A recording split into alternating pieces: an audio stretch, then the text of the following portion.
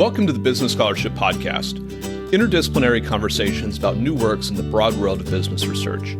I'm your host, Andrew Jennings. If you like what you hear today, please consider subscribing to the podcast or sharing with others who might like it too. And if you have ideas for future episodes, let me know. My email address is andrew@andrewkjennings.com, and I look forward to hearing from you.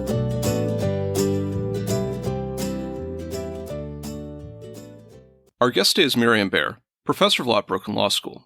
We'll be discussing her article, Compliance Elites, which is forthcoming in the Fordham Law Review. I'll add a link to the article in the show notes. Miriam, welcome to the Business Scholarship Podcast. Thank you so much. Miriam, to set the stage for this conversation, could you sketch at a high level what is the corporate compliance function, what role does it play in the modern firm, and who manages that role and that function? So we often think of this function as the location of where we place all of our sort of responsibility in educating employees on what is the law and also proactively both diagnosing circumstances that would promote law breaking, diagnosing instances of law breaking, figuring out ways to remedy law breaking. In other words, it's sort of this Uber function that's supposed to be sort of internally looking through the corporation, figuring out where you have risks for breaking the law, figuring out where you need to educate. Some would say also there's a norm generation function here. In other words, sort of interesting, we call it compliance, right? We don't call it the deterrence function. We don't call it the discipline function, even though there might be discipline built into it, and even though we do want to deter crime. Call it the compliance function, which itself implies that we also want to sort of generate these healthy norms where people will just want to comply anyway, right? That it wouldn't necessarily mean that you're going to have someone looking over you, right? You don't want a panoptic. I don't think anyone actually wants that. And so there's multiple goals that are built into this function, and it's somewhat amorphous, and many people have now started to write about it in terms of who's responsible for it. That's actually discussed in my paper. There's a sort of long-standing debate about where you locate the compliance function within the corporation. So on one hand, we want it to be important, right? We don't want it to be something that's sort of in a back office somewhere where it's poorly resourced.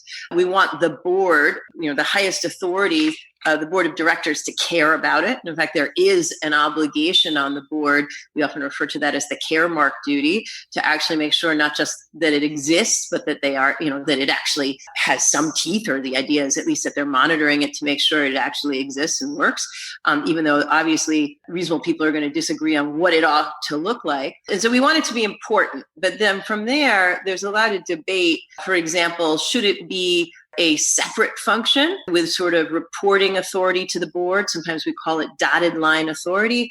Do we want it to be a function where the general counsel, right, the chief legal officer, is both responsible for the legal department and also the compliance function? Sometimes the compliance function could be housed within the legal department. There are others that would say no, it should sort of be separate. So those are sort of long-standing debates. And I sort of come from outside that debate and I say, hey, here's some other thing going on in compliance that I'm interested in. But those are some of the major debates that have occurred over the last, say, 2 decades. So this is an increasingly important function within the firm. And as you note, there's a lot of debate around where it should be located within the hierarchy of the corporate governance structure. But your article, I think, takes it a step further in looking at who is tasked with running the function itself. And you note in the article that firms will typically, when they are hiring somebody to have their compliance function, want to hire somebody that you deem elite. First, what do you mean by elite? And second, why are they the folks that firms want to hire to run their compliance functions? So to just put the paper in context, so this paper was part of a symposium on, among other things, sort of corporate lawyering and ethics that was sponsored by Fordham Law School. And so I was struck when I was thinking about what do I want to write about, and I write about compliance anyway, by the fact that, there have been all these press releases when you look at some of the major companies that have gotten themselves into trouble, and that's how the paper begins, by talking about Carnival Cruise Lines. Company gets itself into trouble and eventually has to show that it's buckling down and it really takes compliance seriously. And of course, what does it do? It announces the hire of a new chief compliance officer. And what I had noticed over the years that, these chief compliance officers had pretty snazzy credentials, right, that the company was emphasizing. And so when I spoke about the word elite, now obviously that's a fuzzy term in and of itself. Elite means only, Supreme Court clerks, then no, you're not going to say there's a compliance elite right now.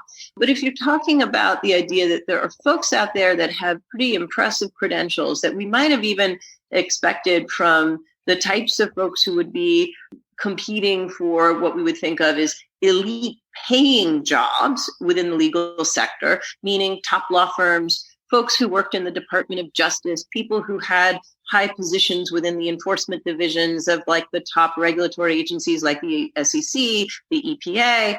That's what I had in mind, right? That there are folks out there whose resumes look pretty darn impressive. And so I was sort of interested, and I'm not in any way, by the way, suggesting that is a proxy, a one-for-one proxy for whether or not those attorneys are themselves good. In fact, I'm raising issues with it.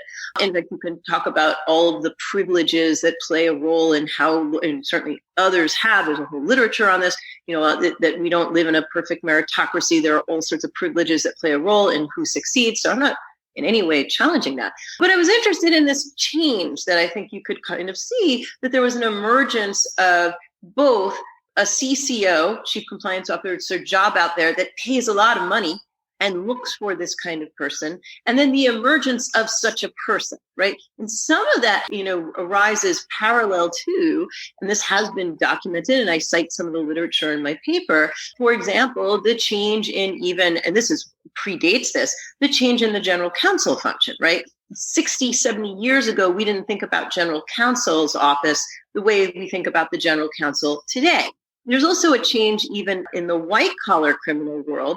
30 years ago, if you had looked at any of the top Wall Street law firms, you wouldn't have seen the major white-collar, it's often called now white-collar corporate investigations practices that many of the top law firms have today. So I was sort of interested in this sort of parallel emergence of this sort of new group of folks out there. I was also thinking about the idea that, look, thinking about an elite, that's someone who can also walk away from the job, right? Because they have credentials that make them highly desirable to others. And that ability to walk away actually is important, because that means you can negotiate for greater resources and power within the firm itself. And so all of that was coming together into this idea that, hey, I think there's some sort of, creme de la creme out there. Firms seem to know it. There's some individuals out there who kind of know it, and we ought to think about it. And we ought to think about what are the good points about this emergence? What does it mean for compliance? How does it improve compliance? Everyone's looking at compliance as it matures into an industry. It's $1 billion industry, right? What does it mean? And then on the other hand, are there downsides? And then I'm sort of taking a page from, sort of the behavioral ethics literature to think about what are some of the negatives of relying on, if you will, elites to solve your compliance problems.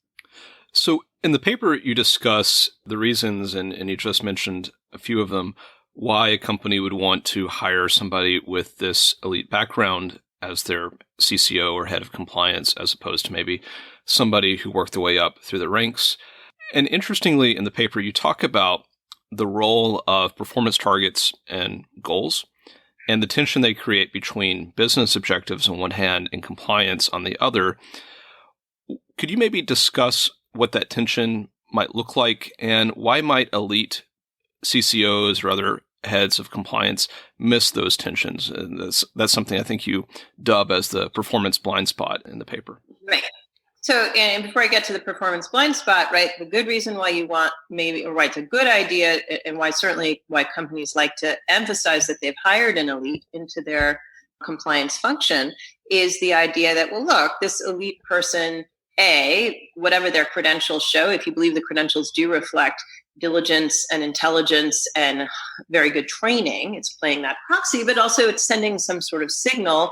And the idea is it's sending a signal internally to the employees within the company, both those who are law-abiding and those who maybe aren't so law-abiding. So both of those are good signals, meaning, hey, this person takes this seriously, the company takes it seriously, but also sends signals to the outside world, particularly to regulators and prosecutors. So there's that kind of signaling going on, and that's why you'd want the elite. But the negative, and that's what the real core argument of the paper is what I dubbed this performance blind spot.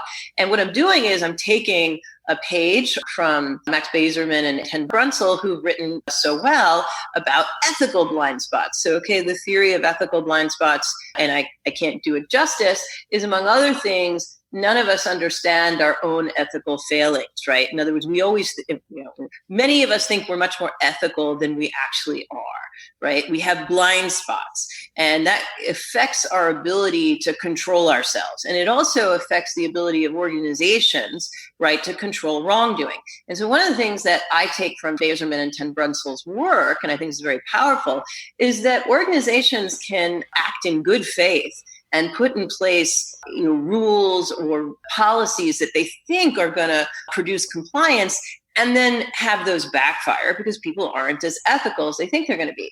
Well, so taking that idea, it struck me that you could make a similar argument, although this is different, about elites. And here's what I meant about performance blind spots. Okay, so take someone who is elite, and if you've defined elite as someone who succeeded and performed very well, to get where you are in the legal world, say you went to a top law school, and then you got a clerkship, and then from there you maybe went to a top law firm and you were there for a few years, and from there you went to the U.S. Attorney's Office, and also maybe you became a chief in some unit, or eventually headed to the EPA, the SEC, where you also headed up some sort of enforcement division, and then maybe you became a partner in a law firm.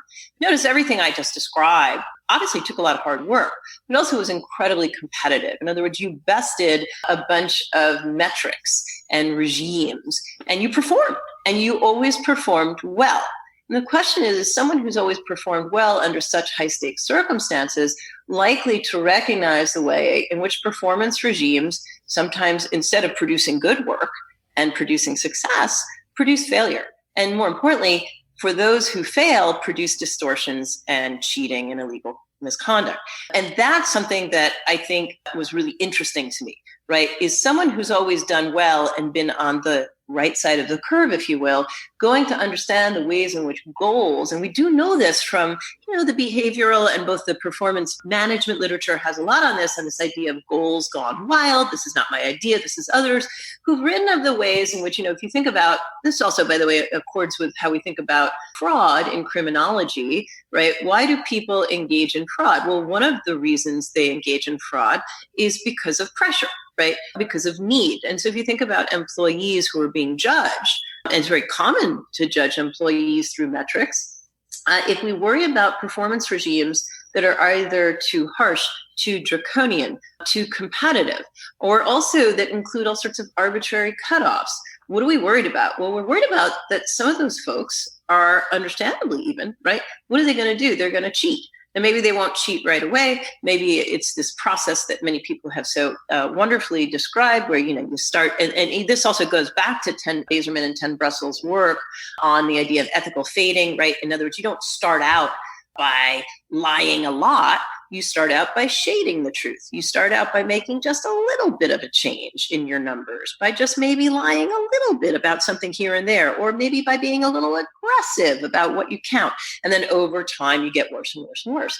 And so what I was worried about is if you think that part of the compliance function is to act proactively and figure out which are your performance regimes that are overly risky, that create more misconduct risk than others, that are under monitored, that lack oversight. It strikes me as someone who has always performed well might not realize or recognize the misconduct risk inherent in a performance regime. And so in other words, what I worry about is that top CCO, Chief Compliance Officer, the one who's always performed so well. Now, I'm not talking about, obviously there are going to be certain things that look really bad. So that everyone you're expecting who's acting in good faith is going to catch those kinds of situations. But let's take more ambiguous situations. It's all on the margin after all. What I'm worried is that high-performing CCO says, well, I always had tough regimes to deal with. I had to take tests. I had to take the bar. I had to do all these things, right? And I didn't cheat. And I worry that that person, again, it's not quite as blunt as I'm describing it here, but the idea is it's almost like a subconscious kind of thought process that's going to cause you to play down the misconduct risk in regimes, which means you're less likely to proactively identify those regimes that are most in need of change. You're less likely to identify those regimes that, if you're going to keep them, are most in need of monitoring, right? To monitor for cheating. And as a result, you're also going to be less likely to identify what I refer to as too good to be true performance, right? When someone seems to always hit their targets, it could be because they're really fantastic, just like you, because, hey, I always hit my performance, I'm an elite. But it could also be that they're cheating, right? And I'm worried that that CCO is going to miss all these things. Now, you're going to miss everything? Of course not. But the point is if on the margin you have this blind spot, right? That's what I'm thinking about. These are ways in which, again, it makes a lot of sense to hire the elite, and yet you could have this backfiring problem for the reasons I described. So let's say that I am a new CCO. Part of my job is to monitor the performance regimes at the company to ensure that they're not leading to violations of law or they're leading to risky things for the business. But I do recognize from listening to this podcast and reading your paper that my experience, my professional experience, is very different than the median employee at my company. And I might have these performance blind spots in terms of monitoring the performance systems and setups that we have. How should I, as say, a new CCO, go about trying to overcome or recognize where my performance blind spots might be in fulfilling my role in monitoring the performance systems that the company has? No, and I think that's the hardest question, right? So first of all, this is where you want to take a page from some of the debiasing literature, and there's a lot of debate on whether in other words, when we know we have biases, well, what can we do? We can try to either debias ourselves, or we can try to somehow insulate ourselves, maybe share decision-making with others. Those seem to be the two methodologies we know of when we talk about biases. Debiasing yourself of performance blind spots might be simple enough that you're constantly reminding yourself, well, I did well. Is this a performance blind spot? I admit that I'm not sure that works so well.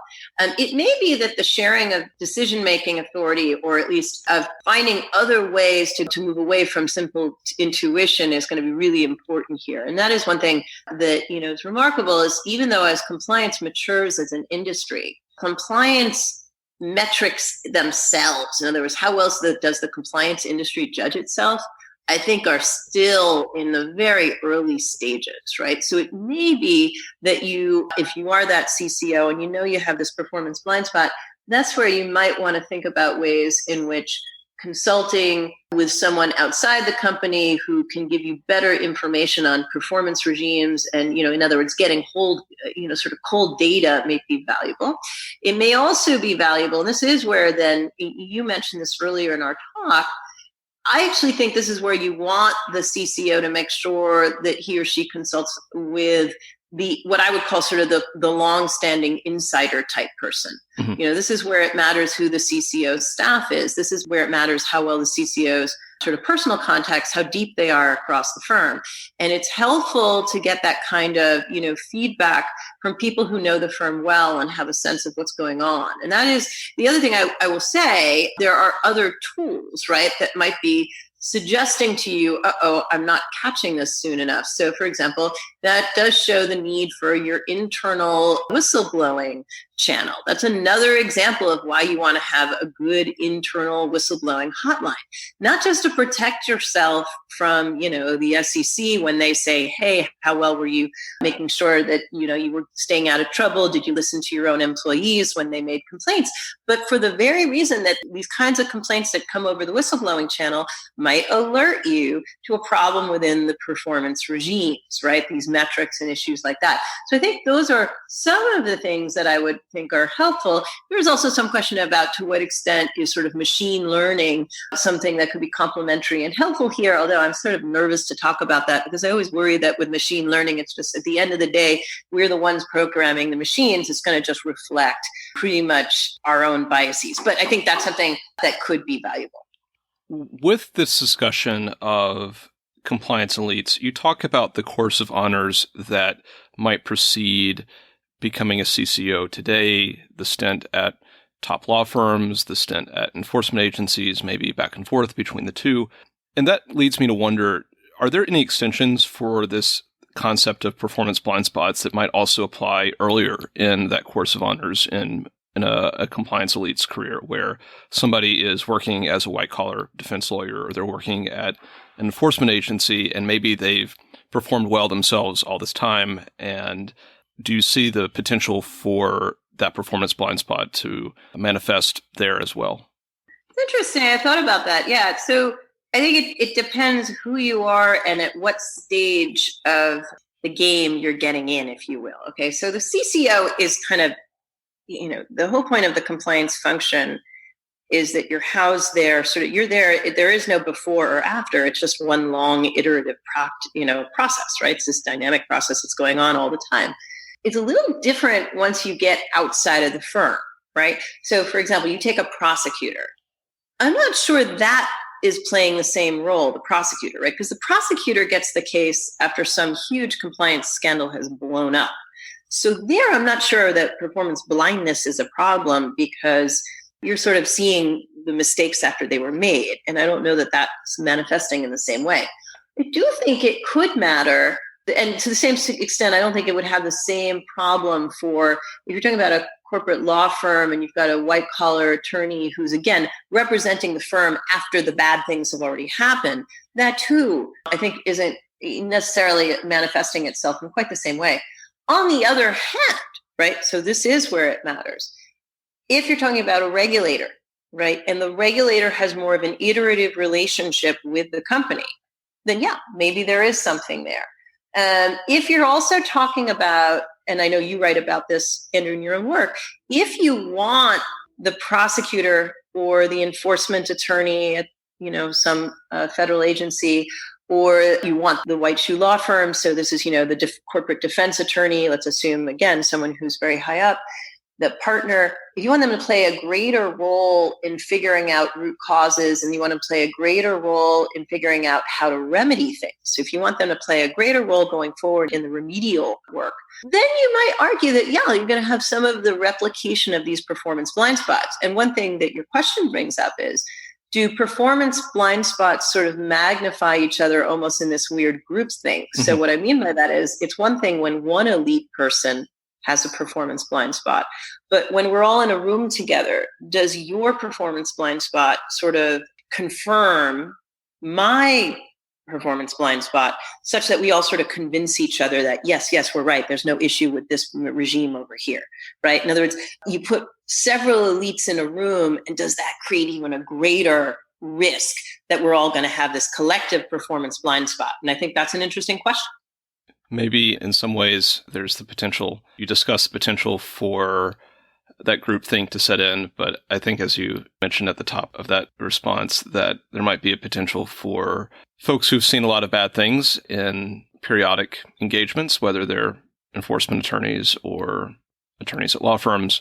Perhaps that might be a countervailing effect where they've seen a lot of bad things. They might be more skeptical going forward if they ascend that status as an elite CCO. Miriam, what key takeaways or open questions would you like our listeners to be thinking about from this conversation or from the article? I think there's this really interesting tension going on that the article is trying to get people to think about. There's this great desire for compliance to be important, to be real, if you will, not just cosmetic, and for it to be respected, right? In other words, if you go to any kind of conference in which if you will, the compliance people are there, that's what they want, right? They want it to be a respected function of its own right that's taken seriously. And I think many of us do take it seriously. And so part of that calls for this idea of, how else do you show you're taking something seriously if you're not A, throwing a lot of money at it, and B, hiring really impressive people who have the kinds of backgrounds we've talked about. And maybe even, as you point out, Andrew, because they may have seen blow-ups and scandals in the past, they'll use that as their, they'll remember that, internalize that. But I think in this quest for showing seriousness, we forget that compliance is so incredibly complex and difficult and elusive as a goal. I don't see it as something that, you can, I'm definitely among those who think that non-compliance is something that every single firm is going to have to some degree. It's just going to sort of a background chronic condition. And so for that reason, I always worry that this kind of elitism will backfire, that we're missing something. And so I guess for the listeners, what I would want listeners to think about is as this industry matures, how can we best take into account the wonderful literature on cognitive dissonance, self-serving biases, all those kinds of things that we read about and that we know play a role in companies in leading to people making mistakes and ultimately violating the law. How can we use that literature to better improve the compliance industry while also making sure that, yes, compliance is serious, compliance is important, and compliance is respected and it already is, becomes this permanent feature of the firm. Our guest today has been Miriam Baer, professor of law at Brooklyn Law School. We've been discussing her article, Compliance Elites, which is forthcoming in the Fordham Law Review. I'll add a link to the article in the show notes. Miriam, thank you for joining the Business Scholarship Podcast. Thank you, Andrew.